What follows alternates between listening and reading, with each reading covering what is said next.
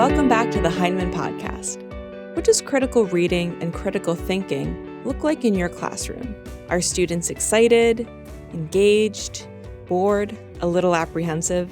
Today we're joined by two English teachers and authors, Marilyn Pryle and Rebekah Odell, to hear about how reading responses can be an approachable and effective tool for helping students engage meaningfully with a text.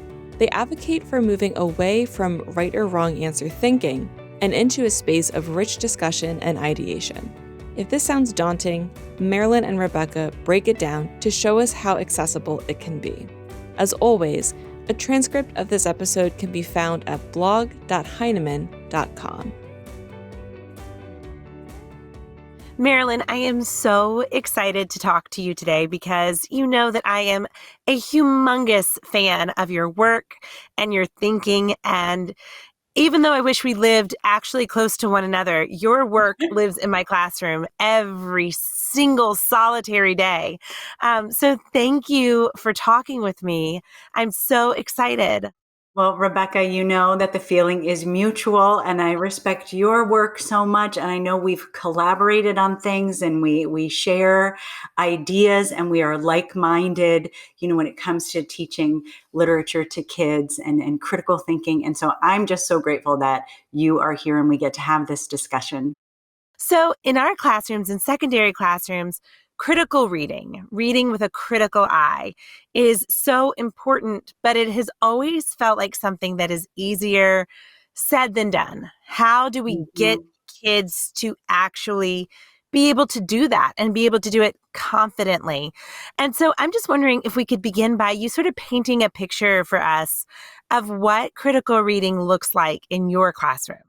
So I think the first step of just anyone, especially students, reading critically is engagement, right? They have to engage with the text, and that text, of course, can be anything. It can be in print, it can be any kind of genre, it can be visual, it can be audio, whatever the text is, they have to engage with it in an authentic way, right? So that they are bringing their real selves to the table and trying to interact with the text from that standpoint, right? So just on a very basic level, that's what it's about, genuine engagement.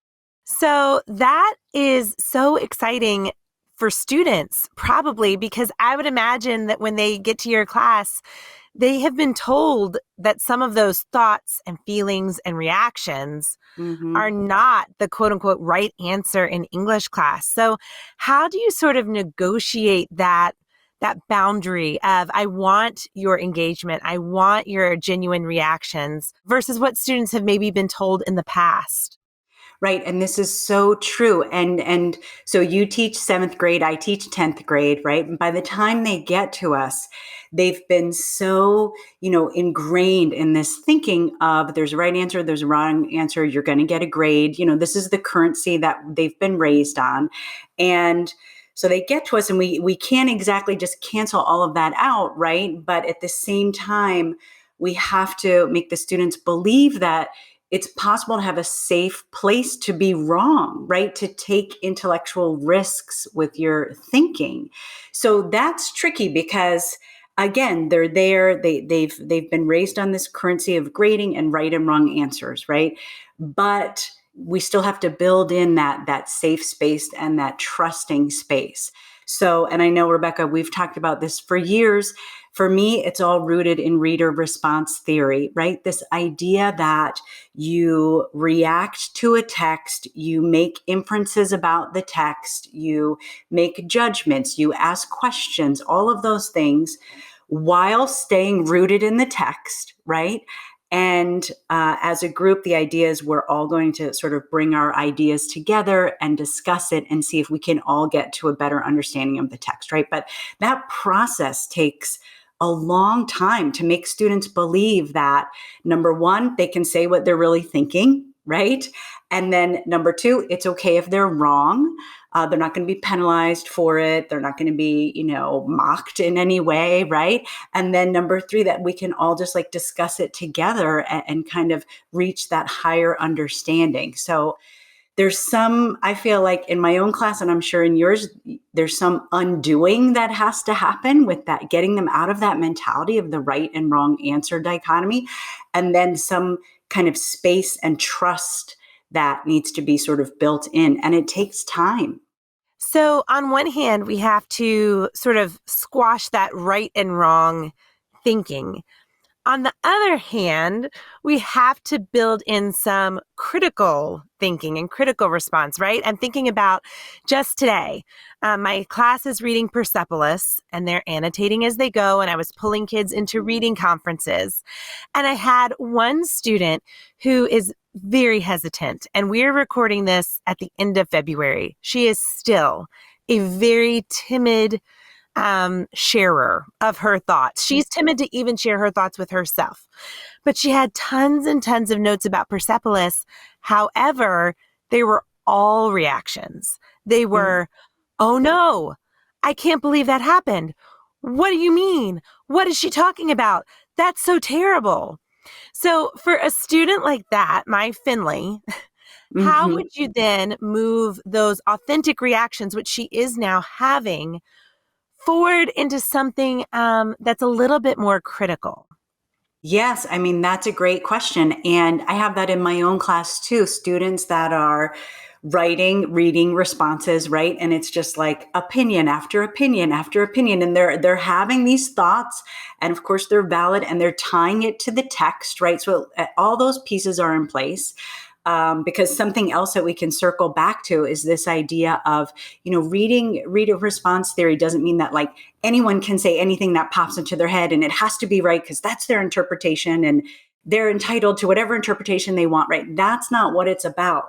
Louise Rosenblatt, the author of reader response theory, talks about responsible reading, right? So there is such a thing of having an interpretation, and it's not, she says some interpretations are more responsible, let's say, than others, right? So we have to guide students to these deeper levels of thinking, and that's where the discussion comes in. So whether that's a small group in your class, whether, as you were describing, it's your reading conference one-on-one with the student, right?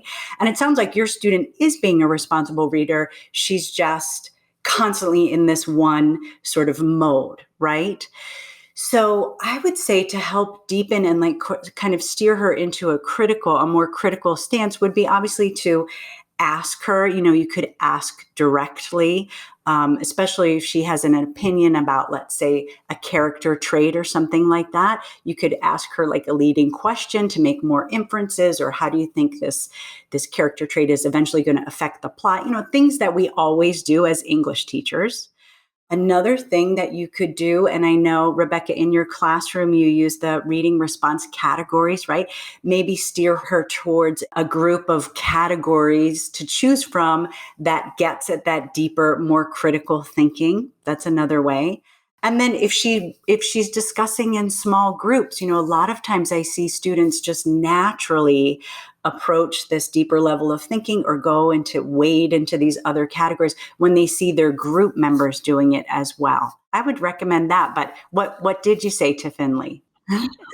Well, I noted what she was doing. And I said, Finley, I notice that most of these annotations are really emotional reactions to the text. And so I'm wondering why you think that you're having such an emotional sort of reactionary response.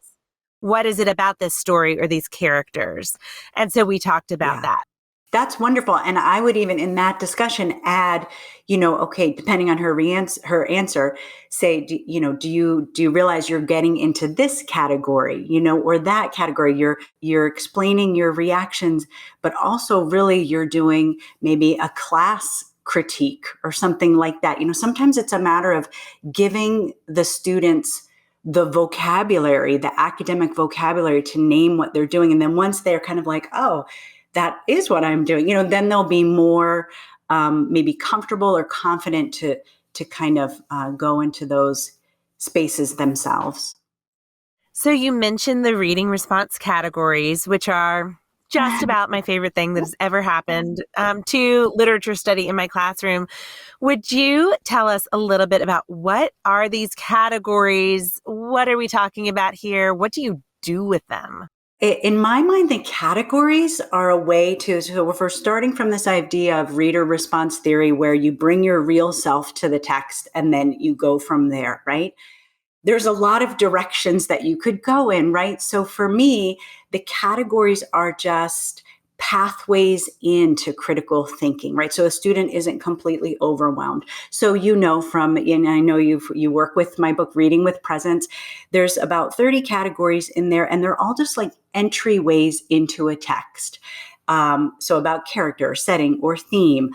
But then more difficult ones get into archetypes and things like that, and working all the way up to some of the more sophisticated criticisms, right? So when we give students, number one, options of entering a text, and then number two, the specific sort of doorways that are these options, that really helps scaffold this idea of, okay, I'm approaching a text. What do I want to say? How do I want to react to it? So that's what I mean by that categories. So what are kids doing with these categories in your class? Is this just something that they are mentally processing as they're reading? Is there a product that comes out of this? How do they actually function inside the minutes of your class period? So what we do in class is we'll read a text. And again, I'm in 10th grade, so I can even just assign this for homework. I'll say, read a certain number of pages, come in with 1 or 2 reading responses written, and they'll know what that means. And basically it's that they're going to read the text. They're going to choose one of these categories. They're going to write 5 or 6 sentences within the category, and then they're going to attach a quote to it. So in this way, I know we come in the next day to class, and every student sitting there, if they've done their homework, has a thought about the text. They've metacognitively categorized that thought, and they have a quote to back it up. So this is how our discussions are structured every day, and it just makes for such a wonderful discussion. Now, they're constantly writing. So every day in my class, they're practicing these reading responses, and they're writing, their 6 sentences. But what does start to happen, because I know in your question you just said, is it a mental process? After a couple months of doing these, the students can't help but think in the categories, right? So they tell me later, like, oh, I was just reading something for fun and I found the categories going through my head. They start kind of critiquing whatever they're reading through the lens of these categories, these metacognitive kind of functions. And so maybe it's about mood or tone or author bias or whatever the categories are, they really start to internalize them. So that's just a wonderful part of the system. So you talked about how one of the great things is that kids are metacognitively categorizing their thought. Why is that so important for students as they move forward in their English academic career, or really even just as a writer? Like, why do they need to have these labels to put on the thoughts? How does that help them? Well, I think this goes back to the original question, right, of what does it mean to be a critical reader and a critical thinker, right? So it's not just that you're having thoughts, you're aware that you're having thoughts, and you're able to label what those thoughts are, right? So as teachers, we know that metacognition is just one of the most important skills that we can send kids through the grades with. And this is one way to practice it. The more that they can label their thinking, the more they can be aware of exactly what they're reacting to and how they're reacting to it. And again, this is exactly what defines, the critical reader. So when most people read, you've got a million thoughts kind of passing through your head, but be able to grab one, pause, freeze it for a moment, label it metacognitively of what that kind of practice really slows down the mind and gives students the tools to reach these higher levels of critical thinking. Something I tell my students is that each of these categories is a way that we look at a piece of literature. And so when they move on to their next class or their next school and their teacher maybe just says, hey, read this for homework and come prepared to discuss. And they Mm-hmm. have no idea what that means. What am I supposed to discuss? These are the things that we're discussing, right? These see the setting and character traits and contrasts and all of these different reading response categories are really that English class magic that Mm-hmm. kids sometimes think that some of them are born with and some of them are not, just Yes. broken down and made clear for everybody. You know, this is what you're discussing. This is what you're writing about. Even if you're a college English major, it's these things. That's exactly it. And, that's what sort of started this whole system for me. I can remember being a student and I was just petrified of opening my mouth. I was scared of saying the wrong answer. And whenever a teacher would say, something like, oh, what does this poem mean? You think that they're asking for the meaning of life. And like, we're just going to let the really smart English kid answer it. Right. And I remember one time in particular being called on in class. And this was like in college, right? I wasn't young. And I just couldn't, I was too scared to answer even there. And I said, I don't know. And the teacher kind of pressed me and was like, well, you've got to have a thought. And I just sort of kept saying, I don't know. I really, it was a difficult piece, whatever.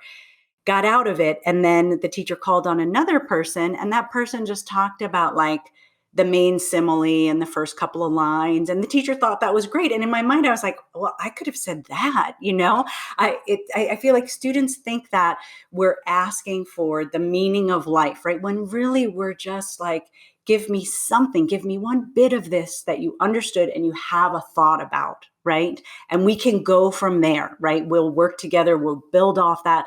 This is what a discussion is, right? So this goes back to that idea of what does it mean to be a critical reader and what does it mean, when we talk about reader response theory, bringing your true self to the table. It means this, it means you try, you might be wrong, but this discussion is going to help shape your thinking and make it better, right? But without those categories or that scaffold, students are scared. And also they don't have the vocabulary to enter into a text, right? So I feel like breaking it down has really helped. And I think it's very empowering for Yes. students in the way that you just described when they see that, oh, I was kind of noticing that thing. And now there's a whole reading response I can write about it. That really validates the thinking that they already have. Yes. How do you introduce this when you get a new crop of students? How do you create that safe environment that says, just try this. It's okay if it's weird. It's okay if you feel like you failed. Well, I kind of talk exactly like that in the beginning of the school year.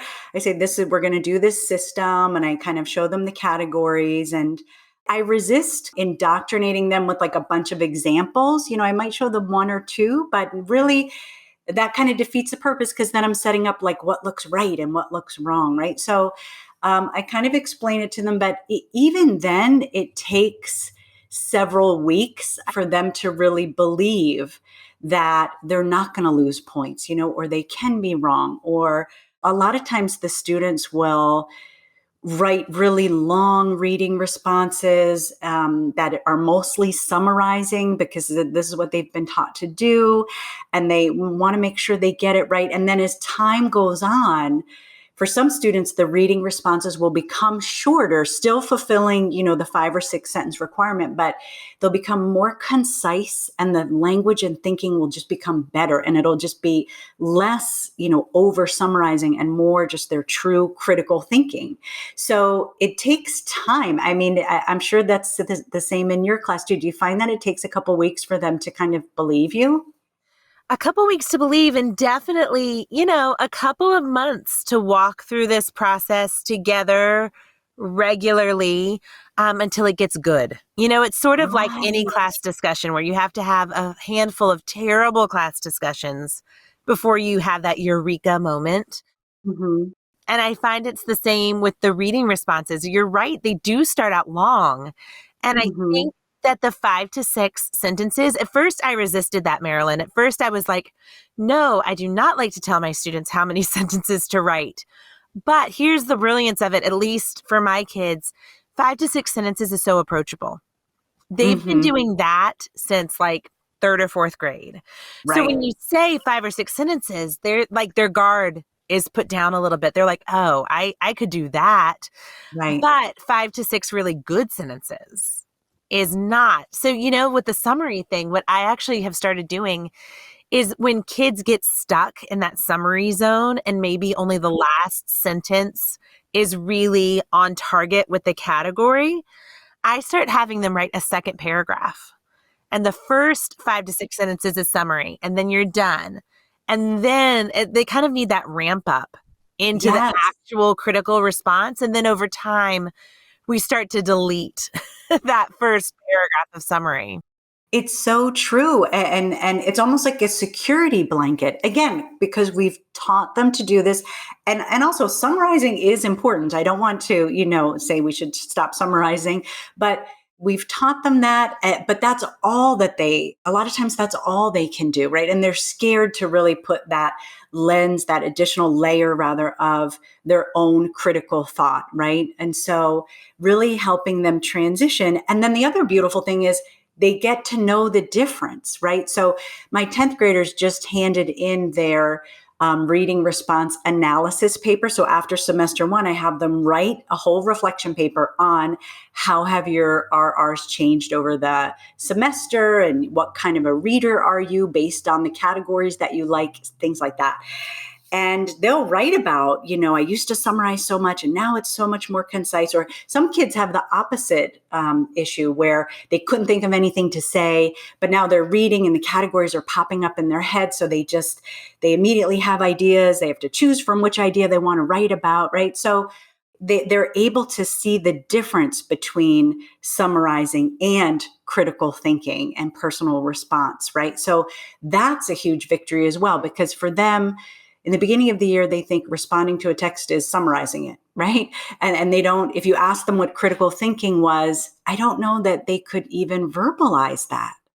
No, that is huge. I used to teach seniors, and I wasn't using reading responses at the time. I don't think your book had come out yet, but when I was teaching seniors, and these were IB seniors, our highest level of senior English, most of my year was spent trying to teach them what summary looked like so that they would stop summarizing. But I think in reading responses, one of the most powerful things, I've said that 20 times because it's also powerful to me, is that last question on almost every reading response category. You have some kind of question about significance. Why does this matter to the text? Why is this character trait significant? What is the author saying through the setting, or whatever it may be. And I think that also when they get into that habit of, I'm addressing the category, I'm thinking through some questions, and the last thing I write every time I do a reading response is, why does this matter? Why is it significant? Why do we care? It builds this habit of analysis that they don't even realize they're getting. And that's it. And that's the critical reading right there, right? So again, they get to 7th grade, they get to 10th grade, they can identify characters and character traits. They can identify setting, they can point to the sentence. But then why, right? What is the author doing? And so this gets into the author's intentions and the deeper meanings and themes and symbolism and things like that. And that's what we want students to always be doing, not just identifying literary elements, which again, they get really good at that in the elementary grades and the middle school grades, but then applying that and really asking these deeper questions. Yes, not just seek and find of literary elements, which is what they kind of come with often. So Marilyn, there are these 30 plus categories in reading with presence. How do you introduce those categories to students in a way that they don't feel overwhelmed? I know that you're setting up this environment where their thoughts are valid and valued, and they're not going to be penalized for being quote unquote wrong. But 33 things to think about when you're reading is a lot. So how do you parse these out? Do you give them to them all at once? How does that introduction process go in those early days? That's a great question, and one that I talk with other teachers about a lot, because the answer for everyone is going to be, it depends on your class, and it depends on your grade level, and it depends on your students. So for me, I have 10th graders, and by the time they get to me, they're pretty good at, the traditional literary analysis, right? So, but even so, I don't hit them with like 35 categories at once, just because the process is still new. Again, the process of learning to trust and all, like we were talking about before, that's still new. So I'll probably give them in the very beginning of the year just about 15 categories. Those are the more traditional categories about character, setting, mood, tone, theme, symbolism, things like that. And they feel pretty confident in those areas. Also, ask a question, give an opinion, make a connection, all of those. Letting them start small helps build their confidence, helps get the technique down, right? Because it is a habit. That's another thing. It's a system, right? They're writing these reading responses constantly, 3 or 4 times a week, usually in my class, right? So getting the system down, getting the method down. And then after about a quarter, I'll introduce the other categories. And most of them, again, 10th graders, they are ready to take off into those more difficult categories. They've spent years doing the traditional foundational stuff. So the thought of being able to write psychoanalytical criticism, that's just like thrilling to them, right? So a lot of them will kind of take right off into those. So I organize mine in like an easier batch and a more challenging batch of categories. And so I kind of scaffold them that way. But I've talked to lots of other teachers who do it in different ways. In general, you're progressing from something a little easier, something more familiar, into something more challenging, right? That's what we do as teachers. But there are different ways to group the categories. So it would depend on what your content is, what your end goals are for the class. I talk a lot about you can create any category that you want, and you simply just have to ask yourself, what do I want the students to notice? What space do I want to create for students to think in, right? As like an invitation, like a space that exists that they can step into and think in. So with those questions, individual teachers can kind of arrange their own batches of categories. In general, though, I would recommend, 15, whatever the categories are, start off with a group of about 15, and then maybe every quarter add more. Now, some classes, you might start with a group of 5, right? It might be the choice might be that small if that's what your students can handle without getting overwhelmed. However, the only like hard and fast recommendation is that they must always have a choice. So I never assign a certain category. Whatever batch of categories I assign, there's always choice within that batch. That's an integral part of the process. I introduce them 1 or 2 at a time, actually. Yeah. My students come to me with the foundational ones from 6th grade. Yep. And then when I get them in 7th grade, we add them, kind of piecemeal as mini lessons almost throughout the year. And then we're just adding to this running list. And I loop with my students.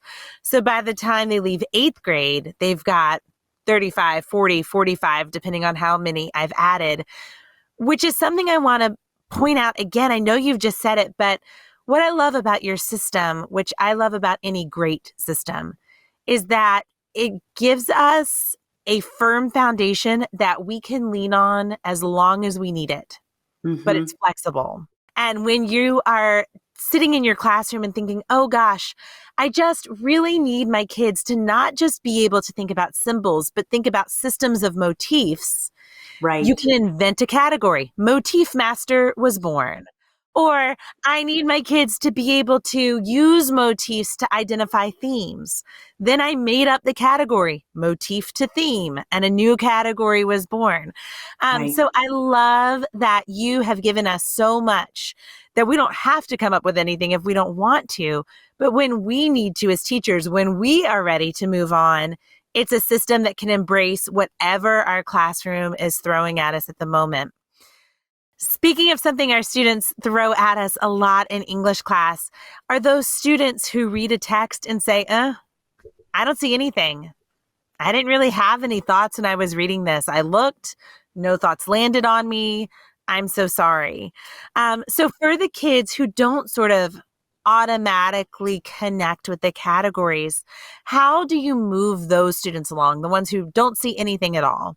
Right. And, I think, first of all, that's a result of just years in the system of this right and wrong answer thinking. They just tune out. They're convinced that nothing they think about the text is going to be right or interesting or worthwhile sharing. So they get into this mode and they just tune out, right? Because I don't think that's a normal, I think that as you read, you are having reactions, right?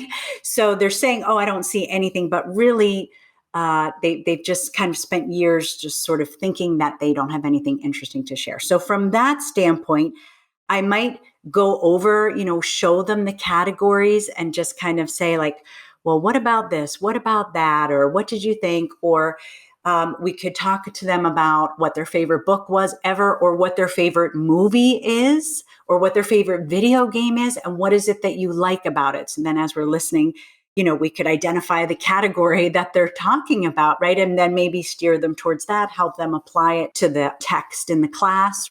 And again, these are all things that we do as English teachers, right? We're constantly making these kind of nudging students in this way and making these connections.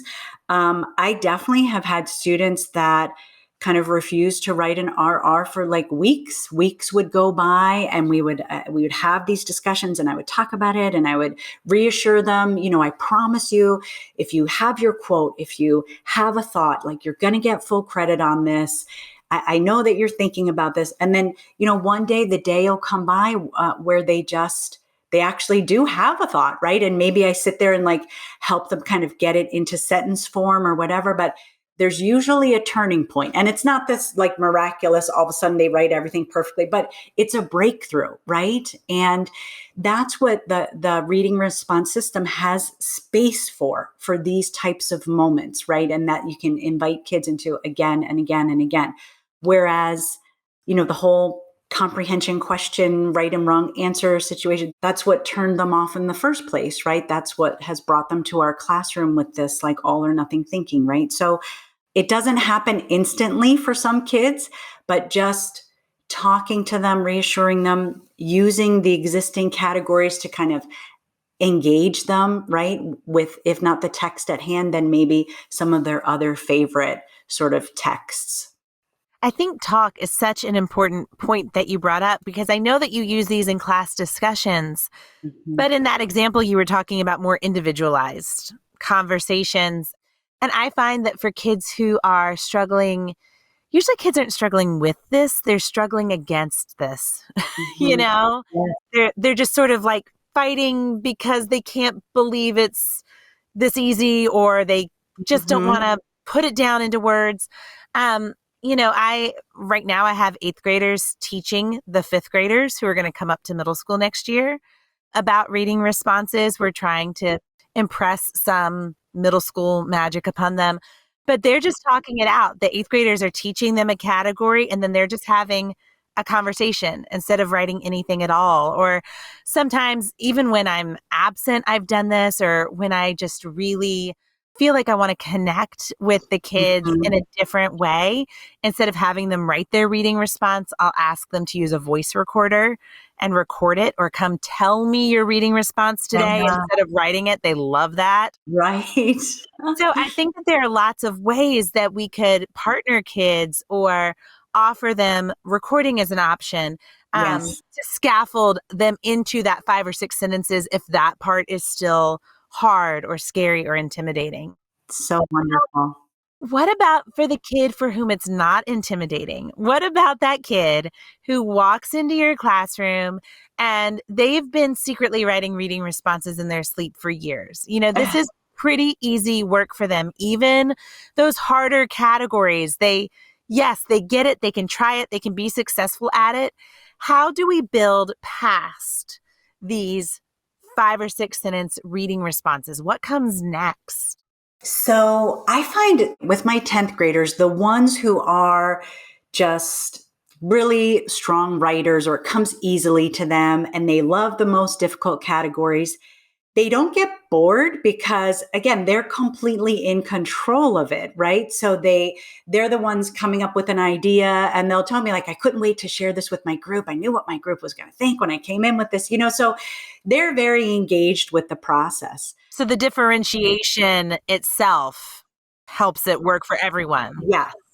Exactly. And it's built in, and the discussion within their small groups are always, so great and so engaging. So I've never found that the kids for whom writing and thinking comes easily, I've never really found that they get bored or they don't want to do it. If anything, they want to, it's the space for them to really like let loose, right?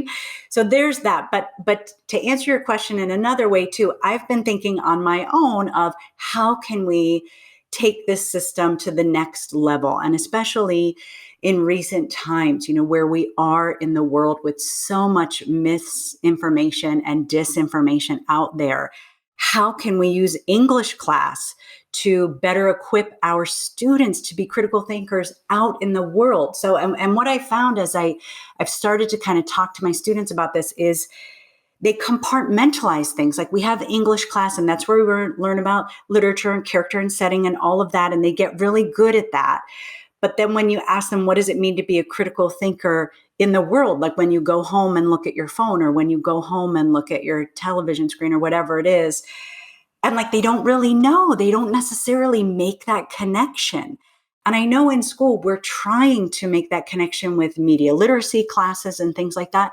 But I feel like even some of that sometimes get compartmentalized because it's not that system, that practice, that ongoing practice of what is this? What am I reading? What am I thinking? That kind of a thing. So I've started to move in the direction of, well, I asked myself, what do critical readers do, right? And we might do it, well, we probably do it even subconsciously, right? You see a text and your brain is already thinking, what is this text, right? Like, what genre, what medium is it in? What is it telling me, but what is it hiding, right? How does it work? And then, like, how am I reacting? Like, these are the questions that we're always sort of thinking about. But it doesn't mean that our students are doing that as well. There's this stream of information that's just coming at them. And my fear is that they're just like taking it all in, right? Without having the space to kind of ask something like, what is this really? Or who made this? Or where's it coming from? Or is it hiding something from me? And what is it hiding? So my latest thinking around reading responses has been to formulate categories and group these categories into these critical questions. So with these critical questions, are students examining their whole class novel, or are they examining, that, I was going to say Facebook, but they don't look at Facebook. No, Facebook is for old people, they tell me.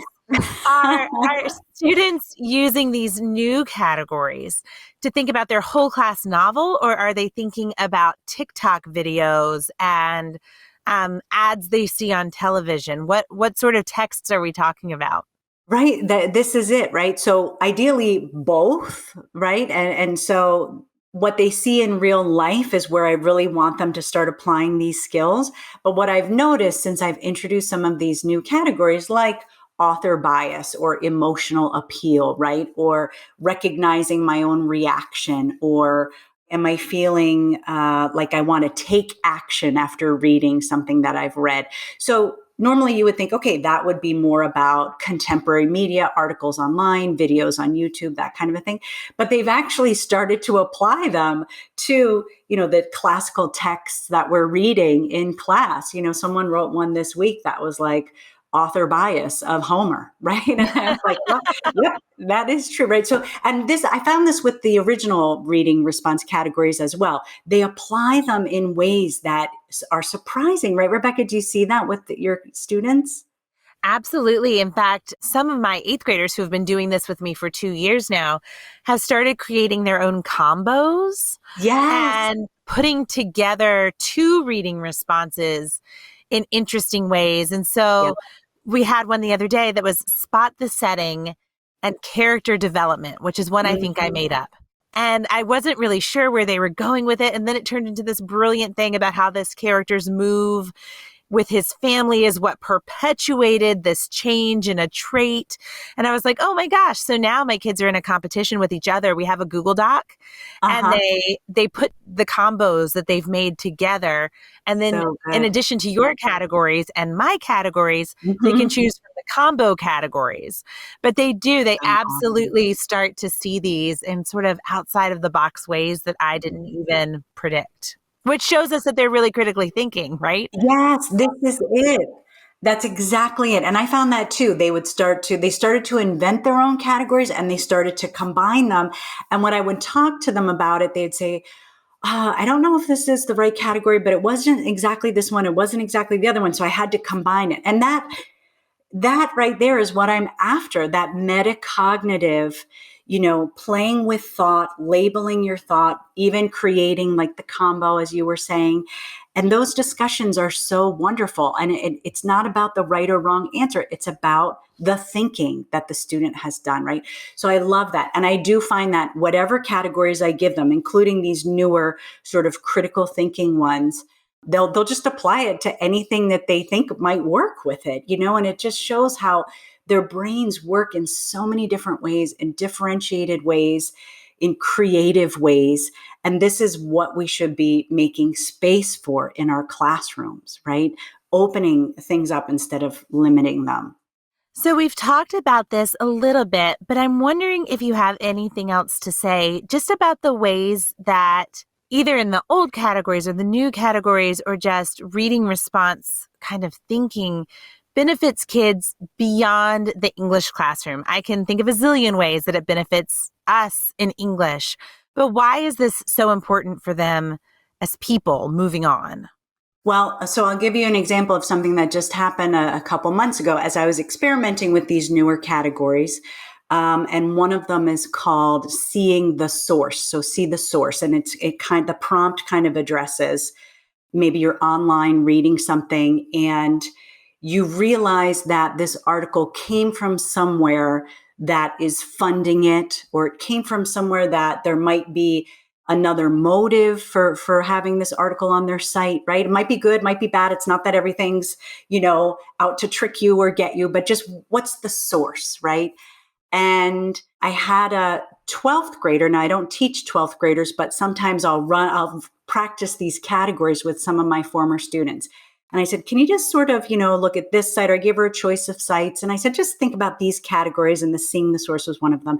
And that's what she decided to write about. And she sent me this RR, and it was amazing. And she had really sort of traced this one article and researched what the website was and what the organization was. And afterwards in my classroom, she said, I have never had this thought before. It never occurred to me that something on a website is coming from an organization that has a motive. And I was thinking to myself, here's a 12th grader. This girl has been through 12 years of really solid, exceptional public education, right? And she's just realizing this now. And I guess we take it for granted that naturally they're noticing these things and asking these questions, but they aren't necessarily doing that. They're compartmentalizing, which is what I was saying before. English class is English class and they'll excel in that, but they're not really transferring these skills habitually to the texts that they're seeing online. Another category that I really love to think about, and I've had students start to write in it, is one called Map the Algorithm. So you watch a video, let's say on YouTube or whatever, and then they queue up 10 more videos that you might like, right? So I want students to stop and look at that queue and what is the website saying about, what does it think about you? What is it assuming about you, And so the kids really enjoy that one, right? And again, they might fleetingly have this thought of the algorithm's leading me here, but to create the space to really write it out in those 5 or 6 or more sentences, just that's what really shifts their thinking and deepens their thinking. And I love what you said, habitualizing it, making it a habit. Right. So, Marilyn, if teachers are intrigued and excited about this work, what are some ways that teachers could get started in their own classrooms? The Reading with Presence is out there still, of course. I do have, if you go on my website, marilynpryle.com, I do have kind of a free reading response starter pack, I call it, which are just some of those preliminary categories. And that's really all you need. And you can, again, create your own categories. It doesn't take much to get started with it. You don't need a bunch of handouts or anything like that. It's, again, just this system that is clear and simple, and you just kind of let the kids try it out for a while, and you'll instantly kind of see the level of engagement that it brings, and you'll want to go from there. So I would say that's probably a good place to start. I think that is an excellent place to start. Those free resources are very generous that are on your website. I've pointed many people in that direction.